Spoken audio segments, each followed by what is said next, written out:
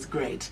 We're honored with the man who's saying, I can do this, and I need all of you to do this too. But Moody, do me a favor and introduce our guest for today. Now we have the one of the biggest young guests you'll ever have in this country, Kingsley Moghalu, a political economist, lawyer, former United Nations official, professor in international business and public policy from the Fletcher School of Law and Diplomacy at the Tufts University, former deputy governor of the Central Bank of Nigeria, member, non-executive director of HAMCON, member, executive committee at the International Islamic Liquidity Management Corporation. He's from Anambra State of Nigeria and is a presidential candidate of the Young People's Party. Young Progressive Party, the YPP, and it's so young. He's 55. It's good to have you. I like when you say he's so young at heart. He looks young. He feels young.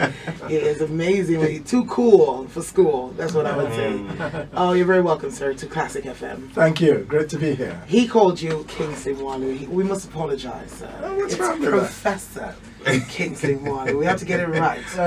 My father is a professor, and each time you miss out that title from his name, he looks at you and says, "Are you not aware of who I am?" It is a big deal to me here. So how are you feeling, sir? I'm feeling good. You're looking well. Thank you. You're looking well. We take a look at your fashion statements.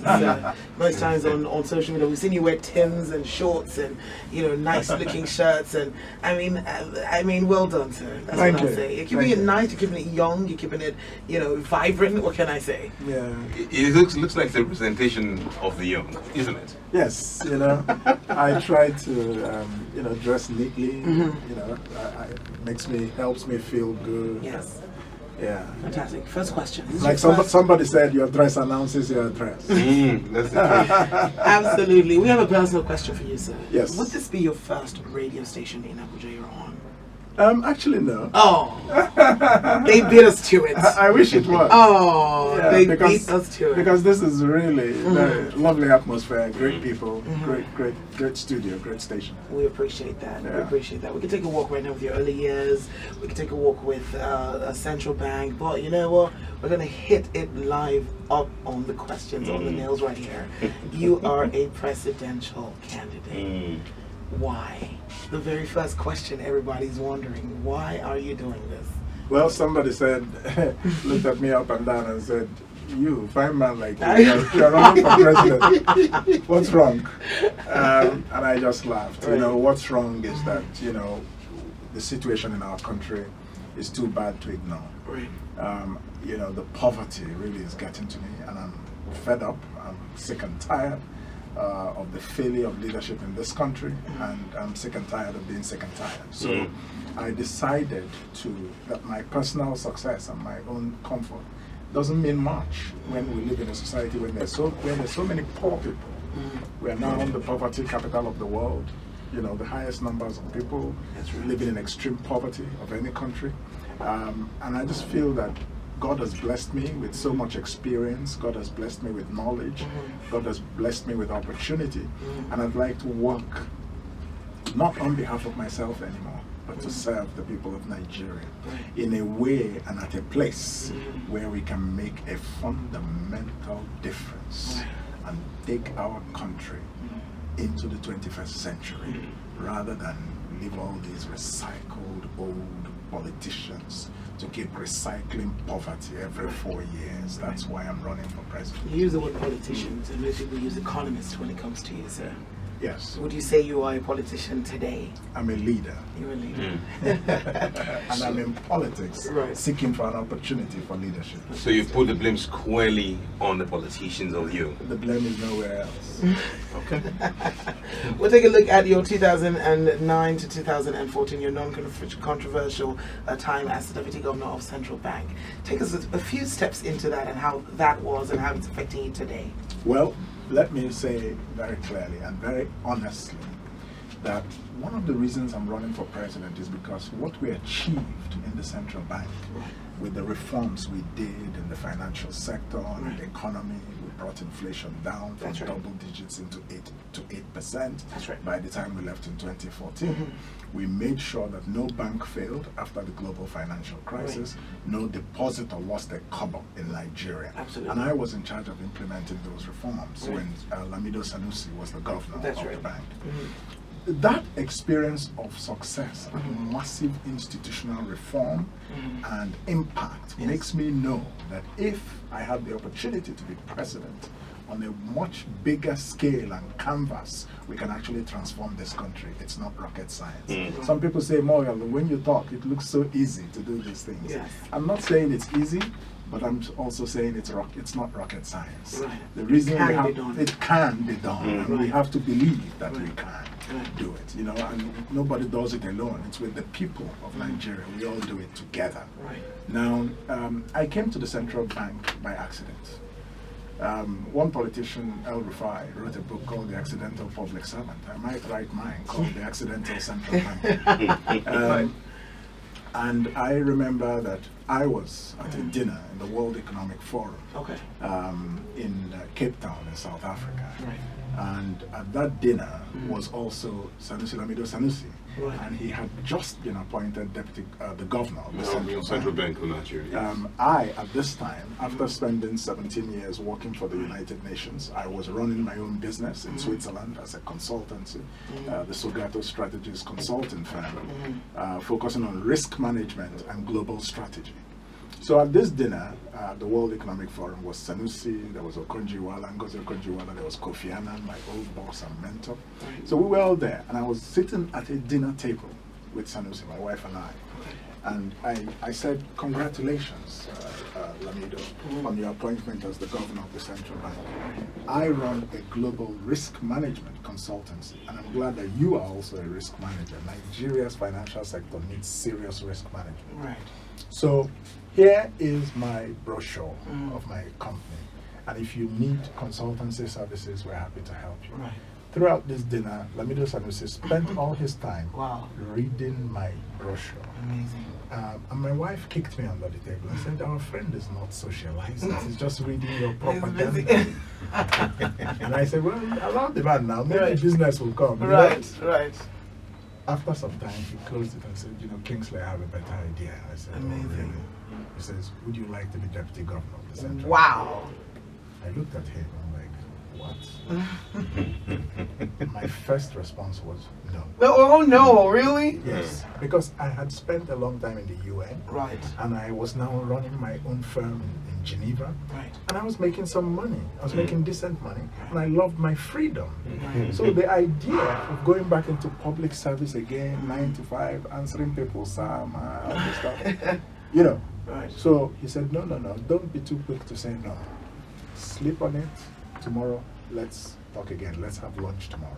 Amazing. The next day we had lunch, and Sanusi spent 2 hours convincing me of why I need to return and serve my country. And I said, thank you very much. I'm honored because of you, because of the reforms I can see that you're bringing. I will come. Amazing. And that's, he says, well, I don't appoint the deputy governor of the central bank, the president does. So all I'm doing is I'll make a recommendation to the president, Yaradua, at that time. Right. Give me your CV, and when I go back, I'll go and recommend you. So, long story short, he made a recommendation to Yaradua. Amazing. Yaradua spent, from what I heard, about 30 minutes reading my curriculum vitae. Oh, wow. Every line he read, and when he finished reading, he shook his head and said, yes, let's go, this is good. Go and send me a recommendation. Sanusi then sent him a memo, Yaradua approved, and sent my name to the Senate for confirmation. That's how I was appointed deputy governor. Wow. Of the All right, now, accidentally. Yeah, it was not Accidentally. It It wasn't planned at all. Now, but you know, comes the hour, comes the man. When I came in, it became clear that this was a historic opportunity that God had just given me to contribute to a moment of transformation in our country. And every knowledge, every experience, every network I had, all of a sudden there was an opportunity to put it to good use for Nigeria. And that's what I did for the next 5 years. Right. 14 to 16 hour work days, because the whole banking sector reform was all on me. Right. You know, so it was a very stressful 5 years. We worked very hard, but the happiness I have is that we achieved very good results. Which is good. And if you have that opportunity one more time to take over our great country, the question is, what are your plans? We have issues. We have the economy problems, we've got the security problems, there's poverty. How do you plan to fix one or two of these? Yes, we can't fix everything. Okay. There is no messiah. Right. We are the ones who are responsible for rescuing our country, all of us. But the Individual. most important thing we can do Yes. in making a contribution Right. to Nigeria's rebirth is that all of us should select the right leader. Right. Now let's select the right leader here. So my plans, basically, as you were asking me, Yes. they really can be summarized into three things. Right. The first is that I want to heal Nigeria and build a nation as president. This country is not a nation, it's a country, and a broken one at that. Number two, we need to fight a war against poverty that is successful. Right. There's too much poverty in the land. Because that is the grassroots of Yes, this is the corruption. grassroots. Yeah, you know, this is the whole grassroots issue. Poverty and unemployment. You know, we really need to fight them and transform Nigeria economically. Then the third thing is that we need to restore Nigeria's standing in the world. And That's going to be a lot of work. it's a lot of work, but I'm ready and I'm prepared because I have a lot of experience in the United Nations with nation building, rebuilding broken nations, like Croatia, like Rwanda, like Cambodia, like you know. So it's a bit of a walk in the park for you, to be honest. Well, Yeah. my wife told me something. She said, you know, let me tell you, I know this. You can govern Nigeria well with your eyes closed. Wow. You can run Nigeria successfully with your eyes closed. I said, darling, that's a great compliment. Amazing. And she says, no, I'm serious. I know you, and I know what you can do. Mm. So you know, the experience I have in the UN with, you know, nation building, the experience I have in international diplomacy, the experience I have in the central bank with economic management, Right. and of course, more recently, I became a professor of the practice of international business and economic policy. So I'll bring all these things to bear. And Nigerians are going to argue that you're going to be dealing with politicians who they claim to be very corrupt. How are you going to do this? Yes, indeed. Nigeria's political class has no soul. That is why Nigeria is so poor.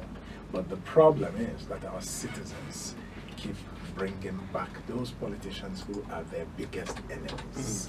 If our citizens can recognize that the traditional classic politician is the person who has kept us in the very poor condition in which we are today. No good schools, no good hospitals, no electricity. Why would you keep doing the same thing over and over? So, it is not just me that has to deal with those politicians. It is you, wherever you are listening to this interview. What are you going to do to send the old recycled politicians into retirement? The old recycled politicians you were talking about formed a group called the CUPP. Yes. And they are engaged in wanting to hoist the present administration out. Yeah. Now, a lot of Nigerians are asking, why would your party not form an alliance with other young, aspiring and visionary political parties to fight this group of politicians you claim to be the enemies of the nation? Yes. I'm going to have us hold that answer real quick. We've Sure. been having a bit of a chit chat here for a minute. It's Classic FM. In case you're just tuning in to the show, this is Classic FM 94.3 Abuja, the station that plays every song you know. Professor, you will have to answer that when we do return. But he's also a bit of a music man. He likes a bit of music, and we will break it off a little bit with some music. But by the way, if you do want to follow, or when you do want to follow, you can ask a question before we had a quick music break on the show. Sir, would you like to address that, or would you want to remind him what the question was? You remember the question? I did talk about the coalition. politicians, the coalition. Yeah, the coalition. Right. Okay. Okay. Well, now, I think, I should say very clearly that the YPP, the Young Progressives Party, our political party, of which I'm the presidential candidate, we certainly would be interested to form coalitions of the like-minded, not coalitions of strange bedfellows, only for the sake of taking power. We don't believe in those kinds of coalitions. The YPP is a party with an ideology. The YPP is a party with a vision. Our slogan is service to the people. We're a progressive party. We believe in focusing on the people. And so we are looking for parties that have similar persuasion. And we can go into alliances with those parties for the presidential election. We're certainly open to that. But we're not looking at, alliances of personalities. No, that's not the point. Just with the parties. Yeah, parties. Yeah. As an economist, a lot of Nigerians have accused this particular government of not performing well. They tried to bring us some indices to proving their point. They even went on to just recently to talk about the issues of borrowing, and it looks like Nigeria basically is headed towards a cliff. Because we are actually borrowing from China and all of that. Is that not part of the grandstanding by the political class just to undermine this government? Or No, is this real? No, this is real. I want to tell you that even if I wasn't running for the presidency or for the office of the president, as an economist, I would say very clearly, as a professional opinion, and many economists have given those opinions, and they're not running for president, that this government is exposing Nigeria to grave danger with the level at which it is borrowing recklessly. Within 3 years, our foreign debt has gone from $10 billion to about $22 billion. That is just horrendous. Do you know that we're spending 66% or 65% of every revenue that comes to the federal government? About 65% of it goes back to paying foreign debt. Wow. Yeah. That's the real thing. So there's very little money left for development. You see what I'm saying? And you wonder why you don't have good hospitals. You wonder why you don't have good roads. You wonder why the power sector continues to suffer. We've been at about 4,000 megawatts for over 20 years now. And there's no real improvement. In fact, our lives have gotten worse because poverty is increasing. Right. In the last 3 years, nearly 11 million people have lost their jobs in Nigeria. That's right. That's more than the population of Switzerland. That's more than the population of Rwanda. So the economic crisis in which we are in this country, the central bank just said the other day that we may slip back into recession. So the reason why this is so is because the politics is wrong. If you don't get the politics right, you can never get the economics right. Right. It is the politics that determines whether or not we have the kind of institutions that can manage the economy successfully. But if politics is driven by ethno-religious irredentists, hegemonic, agents, who are An intelligent man with big words. seeking power, Absolutely. looking for power for the wrong reasons. Right. They will never manage the economy well. Because Right. for them, that political power is not a responsibility. It is simply authority for them to do what they want for their vested interests. Taking a few questions, Sure. Moody, real quick, sorry about that, from the social media that we have here. I think you've just answered this question coming out from a lady called Riley. She says, being a former governor of CBN, there has been continuous warnings of falling back into recession. Yes. How can we get out of this economic meltdown? Shadi from Gariki. Yes. We have one here saying, Chris from the National Hospital says, good morning, Prof. I am convinced you can do well as the president of Nigeria, but the majority of Nigerians believe that to contest for the office, you must be very rich. How are you going about convincing the populace to change this myth? Yes. This is Chris from the National Hospital. And going very quickly, Batho from Garki as well says, how ready are you to deal with the excessive foreign debts, which you just spoke about, burden of Nigeria, the continuous recessions and the unpalatable positions as the world capital of poverty? Do you, in all honesty, believe you can cause an upset in these elections? And how do you intend to fully tackle the various threats of war and violence across the country? Balfour from Karaki. Okay. Let me address some of those questions. First of all, do I believe that we can cause an upset? Yes, we are planning a big upset in this election in 2019. Okay. I remember what happened in America in 2016 when everybody thought we were walking to the coronation of Hillary Clinton.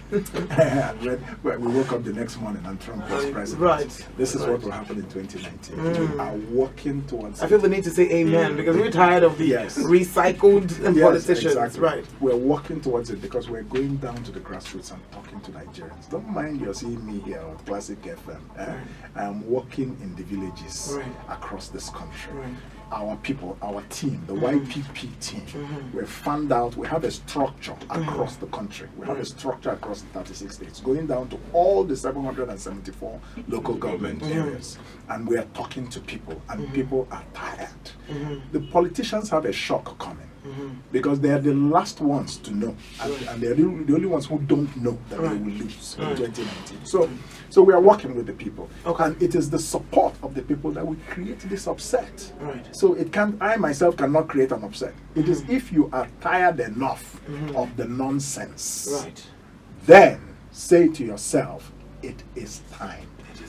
It is time. It is possible. Time for something new." Something different, something bold. It is time. So that's my answer. Now, on the question of the poverty and the economy and all that, I have a comprehensive economic plan that starts with a philosophical foundation. If you cannot think it, you cannot do it. Let's be very clear. In Nigeria, they will tell you, they blow grammar. Yes, make they blow the grammar, because if you go for any country where they do well, the country na people where sabi blow grammar, they lead those countries. Why is it that in Nigeria we try to make fun of knowledge? We try to make fun of people who are capable. Do we hate ourselves so much that we accept that the worst should lead the best? I don't agree. Like I said, born free will die free. We must take our country back. We must. And I have a vision for this economy. It's a capitalist economy. And I will bring to it what makes capitalist economies function well. And those things are three. Number one, property rights. Number two, innovation, not dependence on oil. Number three, capital. So we will abolish the Land Use Act. People will own their land in freehold. Fantastic. And that will create more economic opportunities for the use of landed property. We will put intellectual property into the Constitution as a constitutional right. So that what you know becomes valuable. The skill, the knowledge you have, the inventions you have, the innovations you bring. That is the digital world of the 21st century. This is what built America to become great. This is what built Japan to become great. This is what is making China great. Knowledge is power. And knowledge has a price. And I will make knowledge valuable. That is the point. So, innovation. People invent things. We must put the things they invent into the marketplace. People bring new innovations. We must commercialize those innovations and pipeline them into the market. The middlemen will make money. The retailers will make money. The wholesalers will make money. Your life will be better. If you make an app that I like and I use it and it makes my life much more easy, you should make money from it because it's your intellectual property. Me too, I'm getting value. So this is how the Western world's economies were built. And this is what I'm going to bring to Nigeria.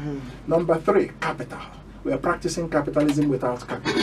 That's why it's not working. That's why I say that again. So we're practicing capitalism without capital. Capital is number three. Now, how will I put capital into the equation? We are going to be setting up a 1 trillion naira venture capital fund that will allow a lot of young men and women and other people to have capital to set up new businesses without having to borrow from the bank. and having to pay back at exorbitant interest rates. The venture capital fund will give you the capital to set up your business and co-own the business with you. You share the profit with the fund. The fund may own 30 or 40% of your business, but that's okay. You started a business without one cover from your pocket. So that's a big deal. This is what grows economies around the world. Venture capital, taking risks with new businesses. And when you run your business and you run it very well, after some years, you can buy out the venture capital fund with what we call a debenture, and the business becomes yours. So these are the kinds of, and these businesses that will be created for millions of Nigerians will reduce unemployment. Because when people now, you own a business, you have a job, after a while, you recruit 2, 3, 4 people. And when you multiply this in the millions, you see new jobs being created at a very, very significant pace. This is economic thinking. This is what I'm bringing to the presidency. Professor, we have questions coming in left, right, and center. We have a Bring show it from on. Jabi says, Bring it how on. many points agendas will your administration be proposing? Before that, Moody has been trying to ask a few questions as well. We've got a few comments from Morgan, who's out there saying yes. So we've been talking about YPP. The very first question that came on at 6 a.m. this morning was, we are yet to know who your running mate is. Yes, good question. And is he running, well, he says, are you running the race alone, or is it going to be from YPP? So they want to know who your running mate will be. Yes, that's right. That's right. We're very close to a final decision on that, and we will be announcing it very soon. Okay. Yes. You know. And I said, please, he or she. Always. But going back to what you were answering, Atiku just picked a southeasterner as his running mate. Sure. Does that not cut you off? No, it coming from that end. No, not at all. First of all, I'm a Nigerian candidate for the Nigerian presidency. Fantastic. Second, Atiku picked a vice presidential running mate. I'm running for president. I'm not running so would you for rather vice. a vice or a president? To be honest? So would you rather be number 1 or number 2? I'd rather be number 1, right? Because our experience in Nigeria is that the vice presidency has not been made effective by our corrupt and ethnic politicians. Unless the president is sick. Unless, yes, exactly. And even when the president is sick and the vice president may take a good decision, as we've seen, the president will come back and just dabaru the whole thing. So the vice presidency is not a big deal in reality. So I think that the vision that I bring to leadership at the level of the president is what should matter to Nigerians, including Nigerians from the southeast. And the south, I'm going to be president for all of Nigeria, not just president of the southeast. So what does it matter where any party picks its vice president from? Okay. It's not relevant, very frankly. Right. We've got you a few comments right here from a man called Morgan. Gentle Morgan says, wow, feels great to know Kingsley Moghalu is live on Classic FM this beautiful morning. This is a man I hope God can just do his miracle and he can emerge as the president of Nigeria. Amen. Amen. All I Amen see is brilliance, passion, and dedication. He also says former President Yar'Adua saw potential and a qualified candidate. Unfortunately, Nigerians are not seeing the same at this moment. All we need to see, all they are seeing is APC and PDP. It's a pity. Yes, I want to address that. Yes. That is all they are seeing is a party of fake change and another party that is a bureau de change. Wow. Now we need to understand that between fake change, APC, and the bureau de change, BDC, between the PDP, between the failed APC and the previously failed and no option PDP, you don't have any salvation. It is time for us to look to something new, something different, something bold, which is what I bring. Look, there is no miracle. In France, Emmanuel Macron became president without being from any of the major parties. Absolutely. Nobody expected it to happen. It happened. Absolutely. So our reality is what we make of it. Right. There is nobody that is holding a gun to your head to vote for the APC. Exactly. But the money does. If you like, what money? What money? Yeah, what money? Nigerians pick money. They Well, pick money instead But of. that Are you is talking about the elections in Ekiti State? yes. Is that what you're trying to talk about? Exactly. And Yeah. So, but what I'm trying to say is that we can free ourselves from the slavery in which the recycled politicians have put us, because this is very deliberate. Right. They've made us poor so that they can buy Just our about to say, vote. boils back down to poverty. Exactly. Because But when you- if they come to buy, well, they come, you sell your vote, maybe 2,500 naira, right? Ooh. Or something like that. And What's that? 6 yards of Ankara. Yes, that's just three bottles of beer and one nkwobi. That's it. and you've sold your destiny and you sold your future. Now you have to ask yourself. I have no comments on that one. Yeah, you have to ask yourself, is it worth it? Right. 4 years after, your son doesn't have a job, Yes. your daughter doesn't have a job, they're still Everything is standing still on the the same. yeah, still the security same. situation Isn't it time that you and I took our destiny in our hands? Let us tell ourselves it is possible. Stop believing the wizardry and witchcraft of these recycled politicians who make you feel that there is no alternative to them. Presidential candidate here right now, Classic FM 94.3 Abuja, the station that plays every song you know. Professor Kingsley Moghalu in the studio. We appreciate, of course, your presence here, sir. Some people are still asking on the issue of security. We need to go back into that very quickly. Absolutely. But it seems, of course, my man Moody still wants to ask a question. Sure. Before we do, finally, one last question coming from the internet. The questions are rolling in. It's something else. Too much of that. It says, what are your plans for entertainment industry? Oh, nah, here we go. If you see him dancing here, you know his plans. Exactly. Then we have one that says, what is your take on the executive legislature relationship? Why gunning for presidency? Why not Senate to clean up the legislature? We need integrous people like Moghalu in NAS. This is from Buki in Maitama. Okay, let me first of all answer Buki. Buki, you know, we operate at the level of our vision. That's the secret of success in life. You got a vision, you go for it. You walk towards it, you make it happen to the extent of your ability, and you pray that God will help you. That's what's driving me to run for president. I have a vision for Nigeria. Okay. I have a vision from Sokoto to Gombe.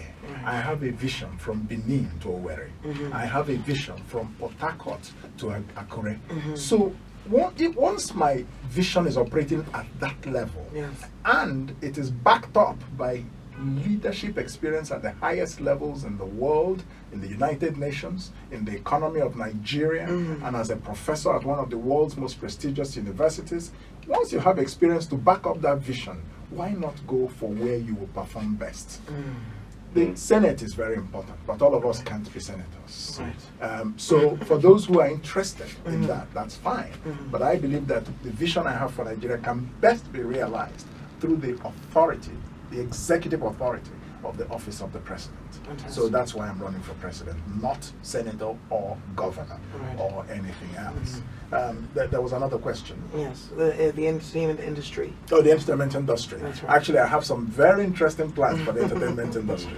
I'm actually keeping it under wraps. But we see you. We see you. We had you on the Fowler's couch the other day. We've seen you, of but course. the only thing I can tell you is that the entertainment industry has so much potential for this country. That's right. And we haven't even scratched the surface. Wow. I'm working on a package that I told you about intellectual property. That's right. I'm going to make sure that intellectual property of our entertainment industry is protected and is valued far more than it is today.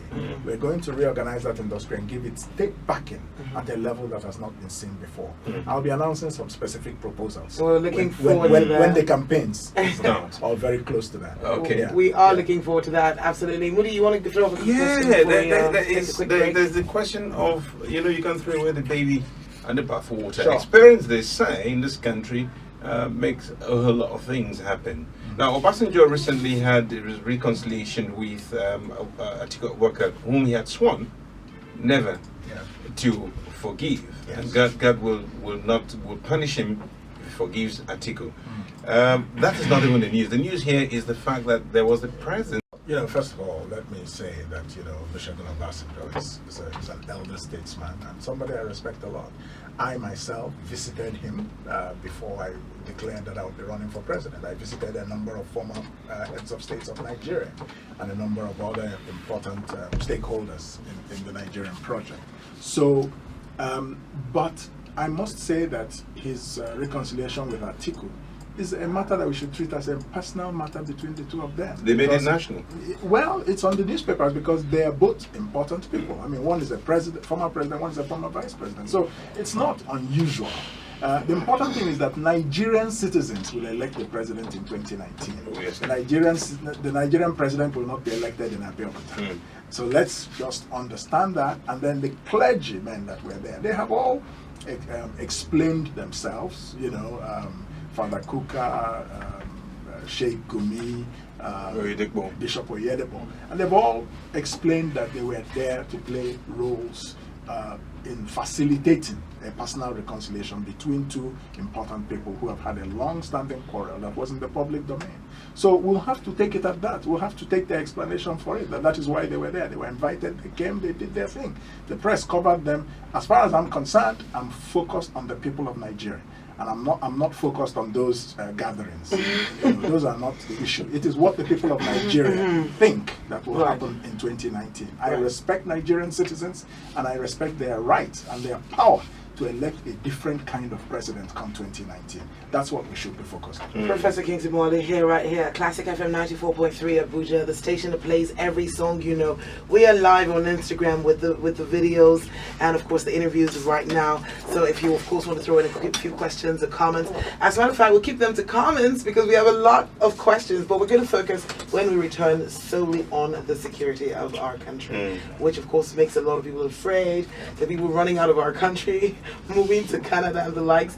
But from a man to his lovely wife and a Newi man, a father of 4, if I'm correct, absolutely. Yes, you are.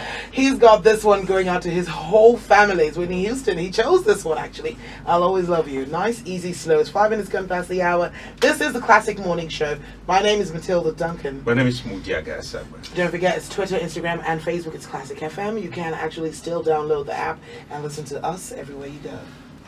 He's got a couple of questions. Very quickly, let's tackle those so that we can wrap this up. No woman, no vote, no elections. And just recently, a group of women came together and said if the political parties are not putting women in perspective, they should not expect women to vote for them.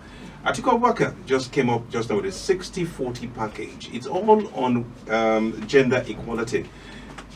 This has been a talking issue in this country. Yes, I have a better plan. First of all, my package for women is a 50-50 ratio in political appointments. 1 man, 1 woman. I believe in equal opportunity for men and women, and women are going to be a very critical part of my administration if I'm elected president of Nigeria. Why do you think women are sidelined?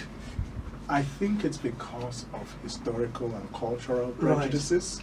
And, beyond just appointing women to positions, we're going to embark on a program of massive societal education that will tackle the root causes of gender bias. We need to teach our men that women also matter. We need to teach our women that they matter and that men also matter. And that we should make love, not war. That's what we are going to, the war between the genders and the sexes. We need to bring it to an end and collaborate. Men and women are different. They're not the same. I'm still looking for the pregnant man. I haven't seen one around. but it's about equality of opportunity. God makes us better prepared to deal with certain things. So, but in terms of public policy, there's no basis on which we should discriminate against women. And I think we should end all these historical and cultural prejudices against women because it's robbing this country of economic development and economic growth. Women are actually the backbone of the traditional economies before the modern state. Historically, women were the ones who were trading and a lot of that. So we are robbing ourselves of a lot of opportunity when we keep women away from participating in the economy, when we keep them away from access to finance, when we keep them away from going to school, the opportunity to go to school, when we beat them up, when we prevent them from coming into political leadership. Nigeria's National Assembly has only 6% women. Rwanda's parliament has 66% women. Just figure that. President Buhari, his government has just 14% in terms of women. President Jonathan did a bit better. I think it was about 30% or so. I will do best, 50-50. Like I say to the women of Nigeria, and I say it again, I am your man. Okay, you're your man. Okay, from Shoyadua's regime, from President Yadua's regime to that of President Jonathan, and now the president's administration, security has been an issue. Let's talk about that. Absolutely, yes. This administration hasn't done so well in that area. And it is even more ironic that this government is headed by a former general. Right. What that tells you is that the hood does not make the monk. You may have a professor who will secure Nigeria more effectively than a former general. So here's my plan for security. The first approach to security is for us to understand that security, national security, is something that is multidimensional. You cannot just be tunnel visioned about it. You cannot just be one track minded about it, like, oh, Boko Haram, Boko Haram, Boko Haram. That's it. And you don't realize that there are other security threats that are just as important. And that's why the Fulani headsmen issue became, virtually uncontrollable, because people were just focusing on Boko Haram. So issues about kidnapping and so on. Even the level of poverty in Nigeria is a national security problem. I agree. If it continues, yes, we will no longer be able to hide behind our gilded cages. We will no longer be able to keep the barbarians at the gates. Right. You'll be riding in your beautiful fine car and people will come and break the glass and point a gun at your head. Right. We're heading in that direction Right. if we don't have a different kind of leadership in this country. Because the politicians care only about themselves. They make their money, they take it out, they go and enjoy it. Are the politicians not the ones truncating the efforts of this government? If that is fair. No. Let me tell you, that is propaganda. Right. The government is trying to explain its failure by blaming the opposition. The primary responsibility of a government is to ensure the security of life and property. Nobody else is holding that seat of power right now other than President Muhammadu Buhari and his government. You can't blame anyone else. The second thing is that we must professionalize security management. We have to appoint people based on what they know and how well they can do it, not based on where they come from. If you look at the security apparatus of Nigeria today, you will find out that 99% of it comes from a particular part of Nigeria and a particular religion. That is not correct. Third, I am going to reform the border security in this country. Our borders are porous. People just walk in from Chad, walk in from Niger, walk in from Benin Republic, walk in from Cameroon. We don't have clear borders. Exactly. I am going to find a very clear demarcation of Nigeria's borders and put personnel and technology to monitor people coming in and out of Nigeria much more effectively and track them when they are inside Nigeria so that they are not national security risks. Now, the fourth thing is that I am going to create a totally new police force for Nigeria. We will recruit, train, and equip 1.5 million policemen over the period of 4 years of my administration. We have a police force that is just 300,000 for a population of 200 million. Now, more than 1/3 of that police force is busy guarding VIPs. So they're not even there to protect us, the citizens, on the streets. So we have to improve policing. And this is also part of the constitutional restructuring that my government will lead, where we will, of course, have state police, controlling security in various regions and states. So that's my vision for security. It's a very clear vision, and I have the political will to make it happen. The problem we have with this administration is that when it concerns Fulani headsmen, for example, we find out that there's no political will. Our president suddenly becomes a prayer warrior and tells us that, oh, there's nothing I can do but to pray. I said, that's not why we elected you. You're not a prayer warrior. You're the president. You're supposed to protect us, not to be praying. You can pray in your private time, but that's not an excuse not to do your job. Right. So this is the point. That's my vision for security. Speaking like a true leader here right now, Professor Kingsley Moghalu, Thursday, the 18th of October 2018. On social media, you can follow the presidential candidate and, of course, ask him all the questions. The thing about him is he will answer every question. No shaking. Bring it on. He's good for it. I follow you, sir, and I see when people make comments and ask questions, and you answer almost immediately. It's amazing. No waffling, no shuffling. On Twitter and on Instagram, it's Moghalu Kingsley, and on Facebook, it's Kingsley Moghalu Global, and you can. And people can also go to at YPP National. Right. The political party, YPP, Young Progressive Okay. Party. Yeah. At YPP National. Yeah. I feel the need. Do we have time for one more question, Moody? It would be the question still on security. Well, away from that a little bit, but okay. Sir, if you're ready for us, we could have just one more. One more. Because we feel like we've overdone it with you and your time, sir. No problem. This is Miss Anita. Oh, no. It's Abdul from Sun City. It says, Miss Anita Akbason was killed recently by a policeman in Abuja. He claims mistaken identity following the end of SARS movement. Yes. What do you think? And how would you reform the police, which you just said, Yes. and the special unit of course, Nigeria? Yeah. Okay, I think that's pretty much it. Yeah, well, of course, we all know the problems we had with SARS. It itself became, they became lawless. SARS itself became lawless, and you could almost begin to have a problem distinguishing between SARS and the armed robbers they were supposed to be, policing. So, police brutality, never to be tolerated. There must be accountability for, unlawful killings of citizens. It's a challenge we face in many countries, even in America, but in America it has a racial undertone. Yeah, but in Nigeria, you have policemen who are also trigger happy, and there should be internal procedures within the police force for discipline, and there should be proper training. That's part of what I talk about: training, equipment, and just generally modernizing the police force, including in the issue of ethics and how to conduct their duties in a manner that is proper. That's important, and not to feel too powerful just because they have a gun. That's wrong. Oh, nice. I have an Obina here. Yeah, Obina. It says, Okay. please, Matilda, read this out. I know you said the final question. That's amazing. Thank you for listening. Obina, that's final. This is pretty easy. He says, thank you so much, sir. We are from the same place. I wish you would become the Nigerian president come the elections. But we do understand that there's a lot of rigging. Take, for instance, what happened in Ekiti. Ah, yes, good question. What happens if you don't win? What next? Good. Boom. Good question. And there's violence to reach. Yeah, first of all, what happened in Ekiti and Osun, absolutely deplorable. It is clear that the Nigerian government of the APC today, the federal government, has privatized Nigeria's security agencies to serve their vested partisan political interests. Nigerians must rise up and resist it.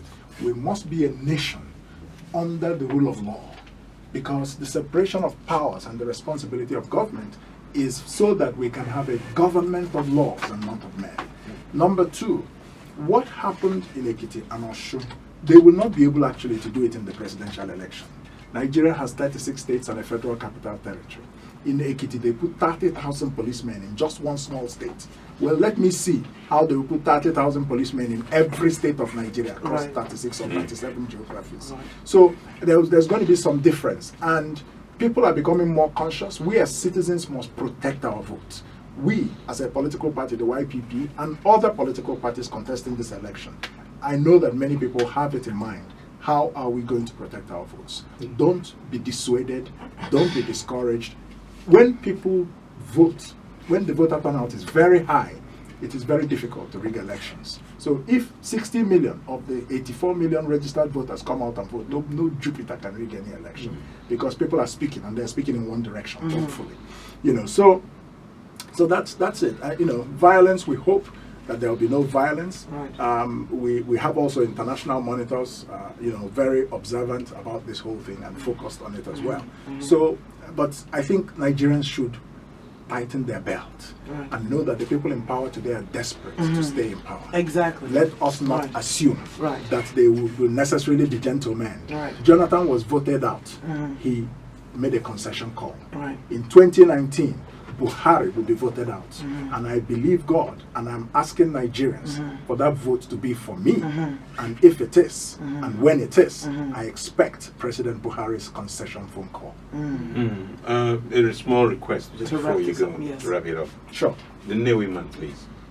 Compassionate request. The Newe man? Yeah. How? For Matilda. We'll talk about that No, off no, camera. we'll work on that offline. We'll work on that offline, but I would like to crown it all by saying we do need that weapon to finally make that vote come 2019. Absolutely.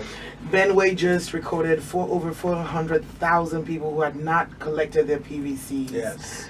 We saw a young boy of 12 voting. How does that happen, Moody, on the paper? I saw it, I was shocked. We've seen non-Nigerians with PVCs. Exactly. So it is time to get up and actually go and get INEC, that wake weapon. up. Yeah, exactly. The Nigerian people, they were there when the boy was voting. Sir, I feel INEC should have made collection of PVCs as serious as the BVN number that we all had to get. I was the deputy governor of the central bank when we introduced the BVN. I supervised the wow. introduction of the BVN, Wow. and that was a very successful reform. That gives you an idea of how I'll be, the kind of president I'll Amazing, be. amazing, amazing, Gives you an amazing. idea. Amazing. Professor, we could go on and on, but we hope you could find time for us again sometime soon before the elections to come back here on the station. It's Classic FM 94.3 Abuja, the station that plays every song you know. We appreciate you so much, sir. Thank you. Good luck and Godspeed with everything that you're doing in your endeavors, your dreams, your everything that you're doing. Don't stop, sir. There are a lot of people, the young ones, are rooting for you and standing by your side and saying, yes, yes, yes, we're here Thank to push you on. Thank And you. we'll continue to do what we can do. Thank Right you. now, back at you with music that we know you like because you chose it. It's Michael Jackson for you, sir, with Remember the Time. Ooh. Let's groove. Thank you, sir.